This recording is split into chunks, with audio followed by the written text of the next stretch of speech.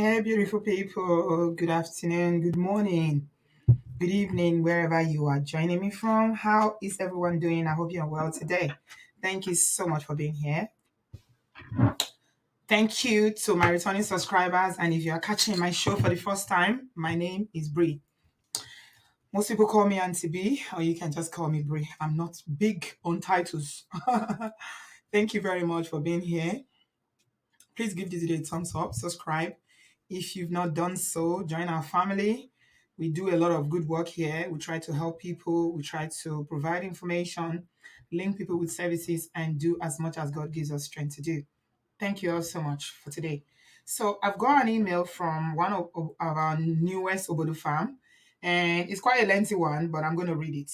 Yeah, so I'm just going to read it to your hearing, and we'll talk about the issues thereafter. Okay.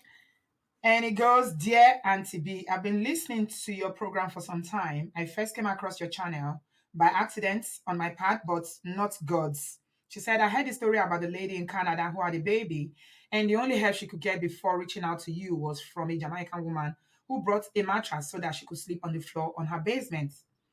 None of her friends could help her because they didn't want to get involved. How can people turn a blind eye to evil? I cried so much after hearing her story. Then I realized that there are many others out there, not just me. So she could relate. She could relate to this lady's experience, and I believe she's talking about. She's going to mention her name in a minute. And she went on to say, "I've heard many of the stories on your program. I see a pattern in all our circumstances. I was especially moved by the story of Becky. I could see Jesus in that Haitian woman who went out of her way to help her by buying a plane ticket for her to go to Florida.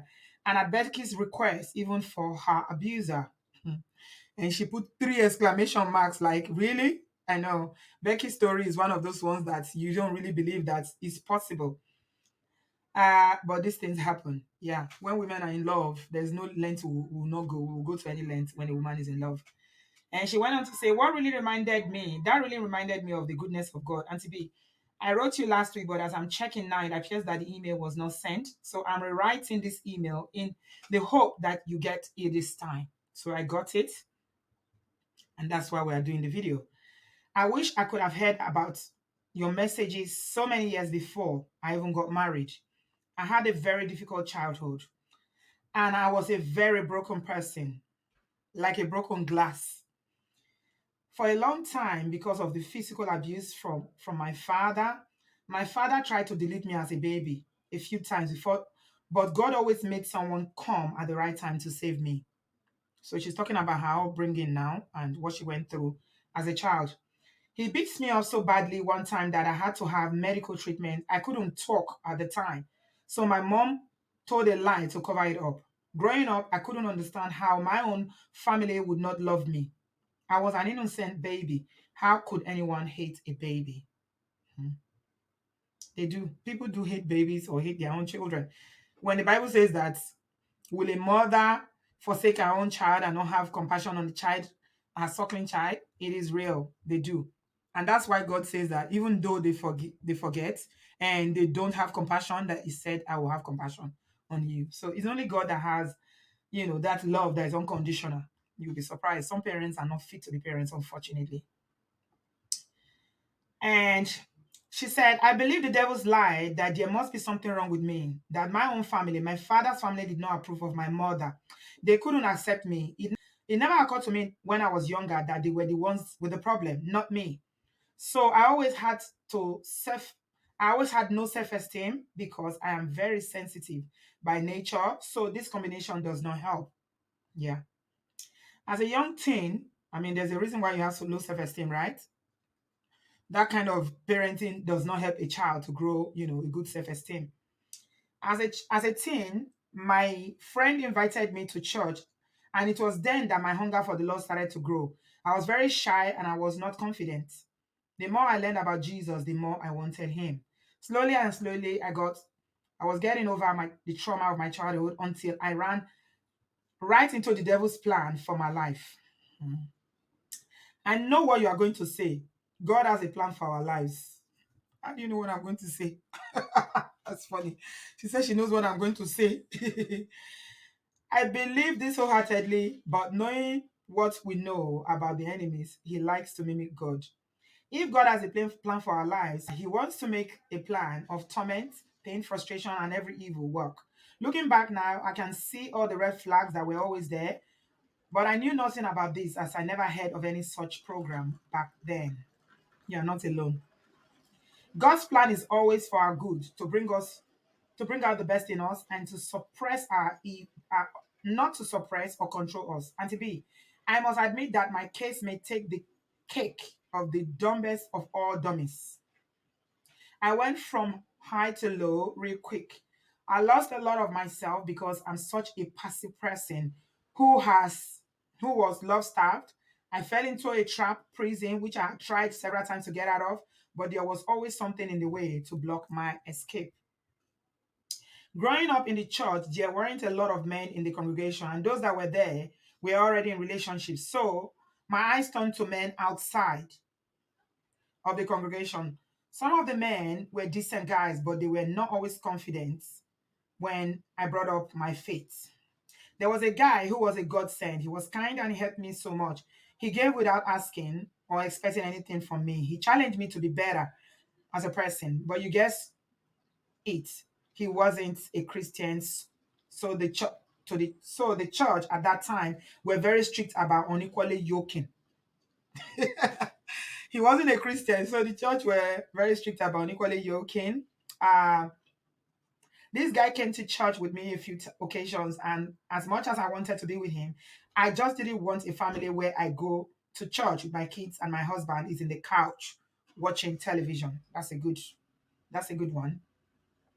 It's funny how life works out sometimes. The very thing that you didn't want is exactly what I got, but not with a good, kind hearted non Christian, but with a Christian.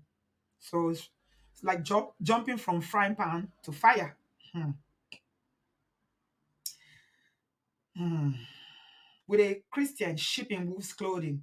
There was so much pressure at that time not to marry a non Christian, but in my experience, some non Christians are better human beings than Christians. I agree. Because even the devil goes to church. So I fell in love with this wind because everything my Christian husband portrayed about himself was a lie.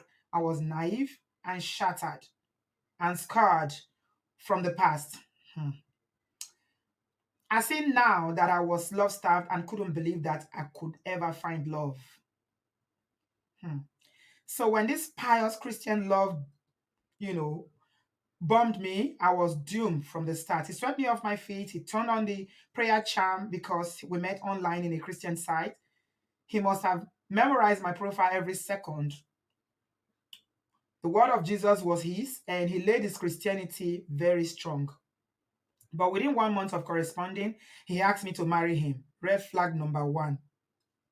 I like how she's the one that is just, she's already telling us the red flags in her own story. This is interesting. I wasn't desperate. I lived in my mother's house. I was just starting to live my life. Some people can be so manipulative. They want what they want at the expense of others. If we were truly being honest with ourselves, we must have seen that we weren't compatible. We were not even from the same book, much less of the same page. For 17 years, I've been in a prison for making the wrong choice. Like you said recently, the church is like a hospital. There are also sick people there. You need to tread lightly. You have to be careful. After 17 years, every year without fail, for 3 to 6 months, I got the silent treatment. Now he's recently started to give our kids the same silent treatment. There is strife in the home. I've always been in the one to make peace and try to reach out in the silent treatment. Then it went too far. I would say to myself that I'm doing a dog and nobody's dog and withdraw. I've never experienced silent treatment before. If my siblings and I have an argument, we will go to our corners to cool off, and after that, we'll talk again. When we're upset, we apologize and we move on. But with this one, it was not so in my marriage. I was blamed for everything. I never knew I had so much power. If the weather was bad, that was my fault. Oh my God, this is extreme. She said if the weather is bad, it's her fault. It's your fault, oh. Why didn't you make it warm today? After we got married, uh,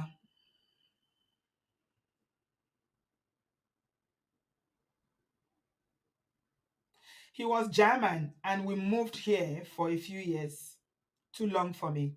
In the beginning, after we got married, and I went to see his family, it was there that the other red flags appeared. His family didn't attend the wedding, another red flag. He was a decent sized family, and none of them showed up at the wedding. The relationship was a long distance one, and we lived in opposite sides of the world. I do not want to say too much about his family, except the day that I met them, I didn't feel any Christianity or even an ounce of kindness, just judgment and distrust. It's just like they had black friends and they lived in a small village filled with wayward thinking people. I think I would imagine that Trump's ideology lives in that place. Anyway, after years of me trying to prove myself, slowly they put the guard down a bit. We lived in the worst part of Germany, up north. Yeah, that's the worst part in the north. Close minded people are not hard to find. There are better places for foreigners to live, such as Berlin, Dusseldorf, and Munich, etc. When we first came here, I was threatening to give up my great job and move over here. I was promised that we would move to a big city. Instead, we moved to the north to be with his parents, and it was there that I was convinced that there were different levels of hell. Just when you think one hell was bad, you get the dose of something much more worse. I tried to get my old job back and wanted to run away with my kids. He found out and took the passports from me. Every time I try to escape from him, nothing works. I went to three different attorneys who all said the same thing. There is no law to grant foreign national from far away legal rights or joint kids if the German parents refuses that. My life in Germany had been absolutely hell. I've discovered new levels of racism and a culture that is so jealous, even to the detrimental level. I never knew that some people, the women seems to be the biggest offenders of this, could be so jealous at the sight of decent looking black woman that even got offended.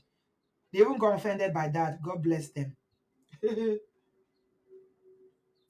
there there's not a lot of black women here. Black women are to Germans what black women are in the US. Believe me, there are stories to be told, but many remain silent.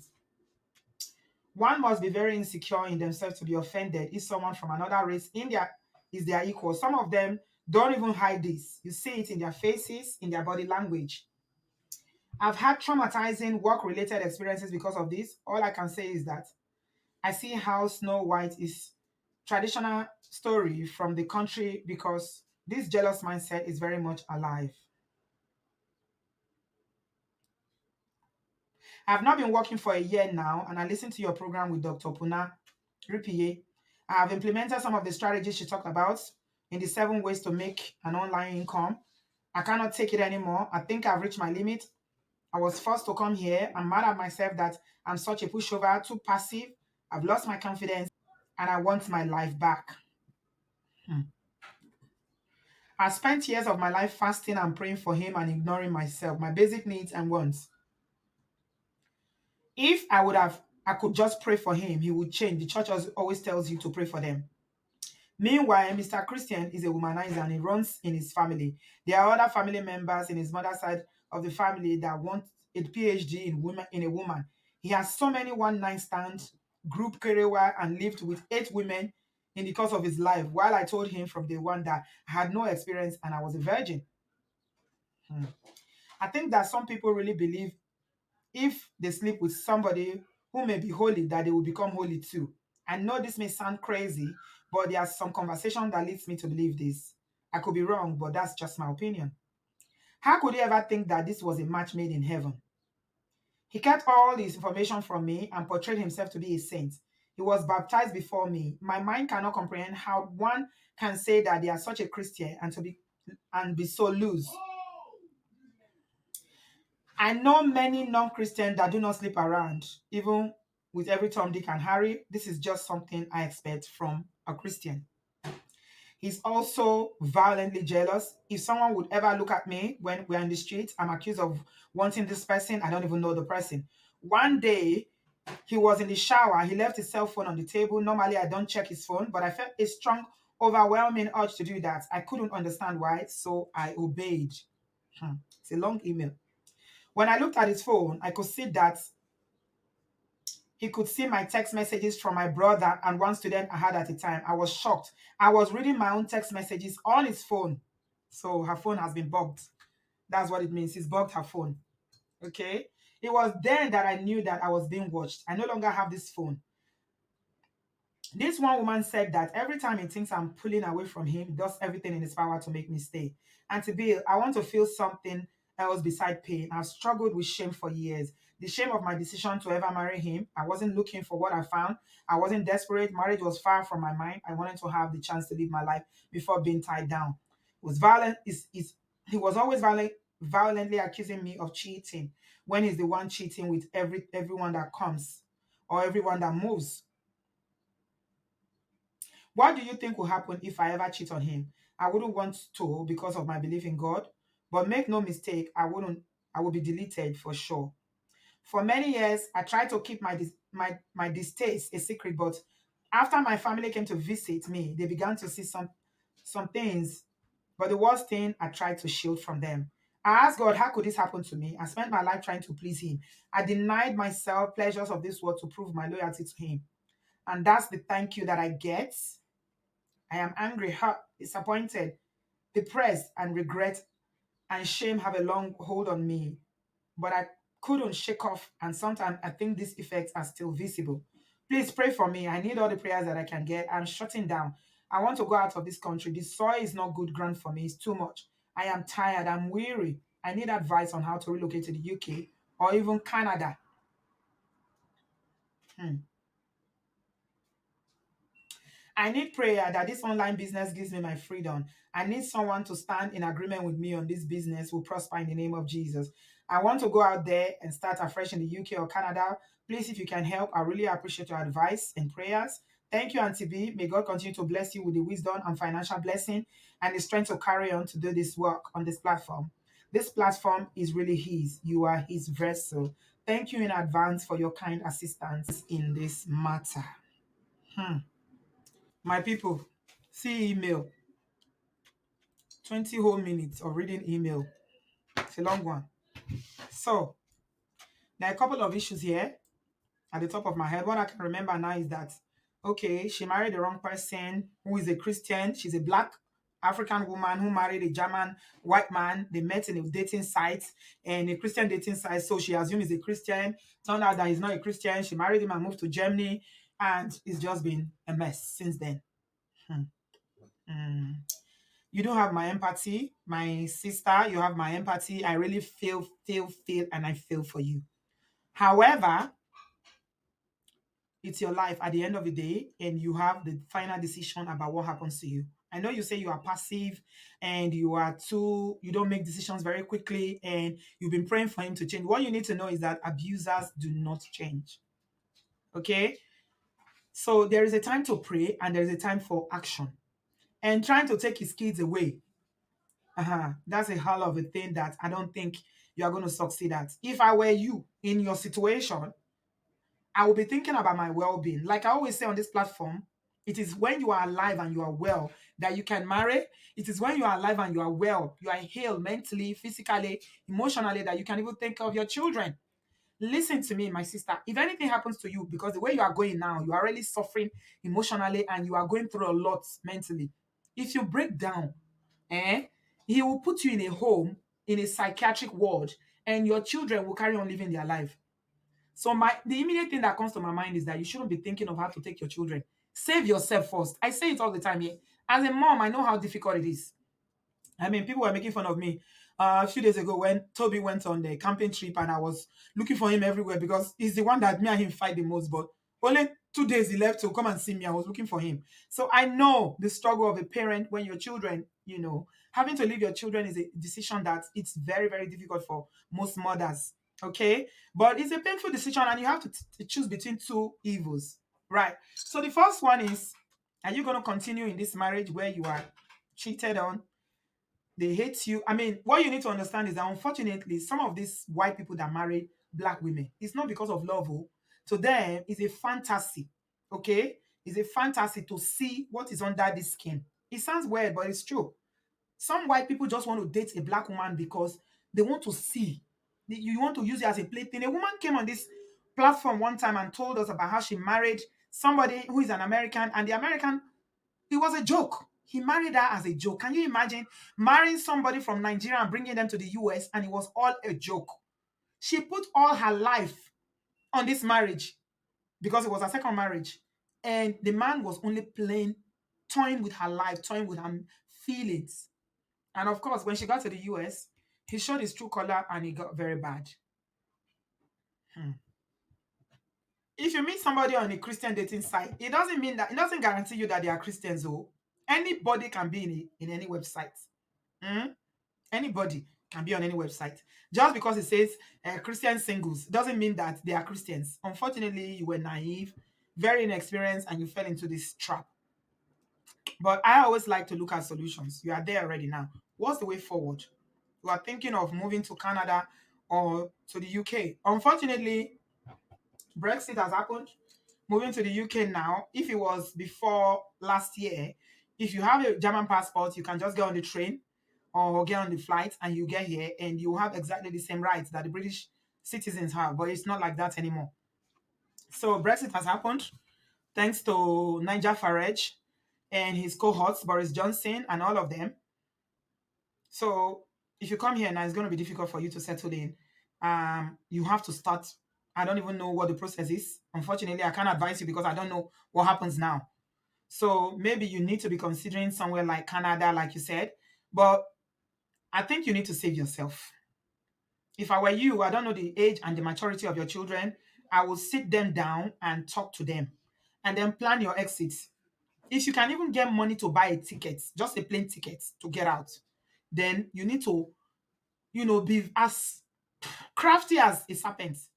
Plan your exit. You must have friends. Don't carry anything. If it's only one small bag, you can carry with a few things. Just plan your exit and get out. But talk to your children, or yeah, talk to them, sit them down, talk to them depending on their age. If they can understand, if they cannot understand, write them a letter to explain that you need to save yourself because the longer you stay in that marriage, you are going to lose yourself, you will lose your mind, and this is not the time to pray. You prayed, he hasn't changed. Your prayer is not going to change him. You prayed already. This is the time. Let me tell you something about, the things that we Christian women, you say, oh, because I prayed. God is not going to come down. There are some things that God expects you to do. For instance, when you met him, God expected you to do your homework before marrying him. But you're saying that how can God let this happen? God gives us free will. All right? He gives us free will. God is not going to do what you are supposed to do. He won't do it for you. So yeah, that has been done now. You've made a mistake. Yeah, it's happened. Thank God he brought you to Germany, but you are being racially abused. You are being cheated on emotionally and psychologically. You are at your breaking point. So you need to make the move now. What are you going to do? I would strongly advise you against dragging his children with him. He's a white man, powerful. He knows the language. You are probably just getting by.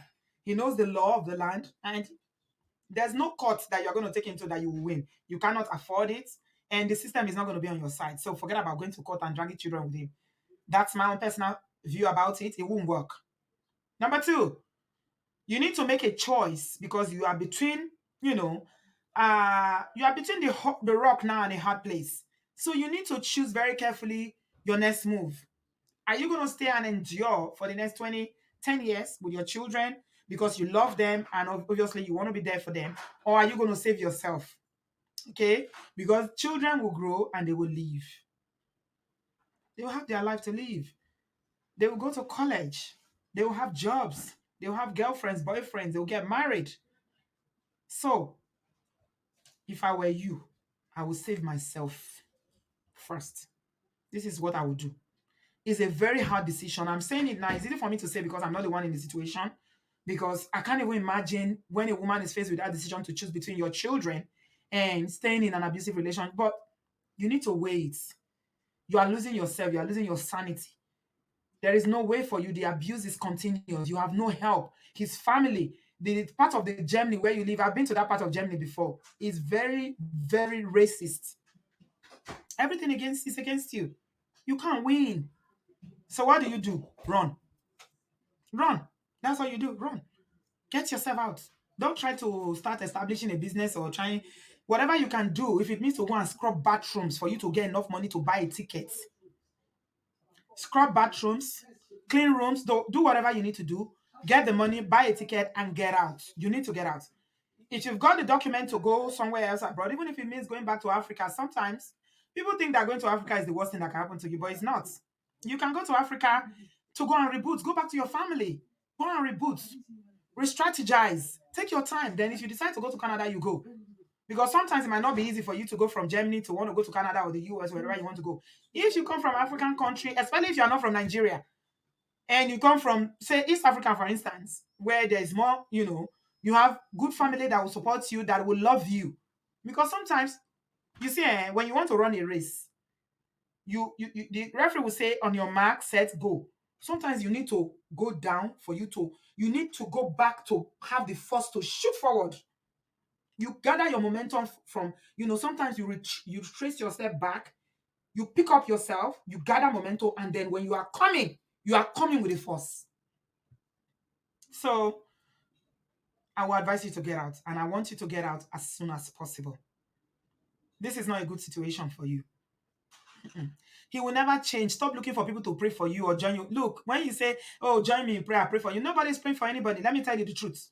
Nobody. If I say I'm praying for you, I'm lying. I'm not praying for you because I've not even finished praying for myself. So forget about all those ones. Men of God, I will tell you I'm praying for you. Lori, they are not praying for you. You prayed for yourself. This is the time to act. God is not going to come down to deliver you from that situation. You need to deliver yourself. So brace yourself, plan your exit, and get out. Okay? Time heal all wounds. Your children will grow and they will know the truth. When God gives you life, you'll be able to use this, your mouth, to explain your circumstances to your children. But you need to live for yourself. Okay? You need to live. I've seen cases where women have to leave like that because they couldn't. They were trying to get the children, they couldn't, but they had to leave. But people, the world will judge you. They will judge them. Hey, how can a woman leave her children? Well, don't judge people until you know their story. You don't know what they are going through. You are isolated. You're living in a part of Germany that is very racist, with in-laws that don't like you. They are doing whatever they like to you. And how long are you going to take it? You've given him, how many years? Did you say 16 or 17 years? You've given him. That's a long time. So I'm just going to summarize by saying, get out. Get out. And when you get out, you will see. We did a show a few days ago, and Professor Yemi was talking about how God was leading her to keep moving. You got to keep moving. You can't stay in one place and say, I'm praying, I'm praying. Nobody's going to remove you from that situation. You've got to remove yourself.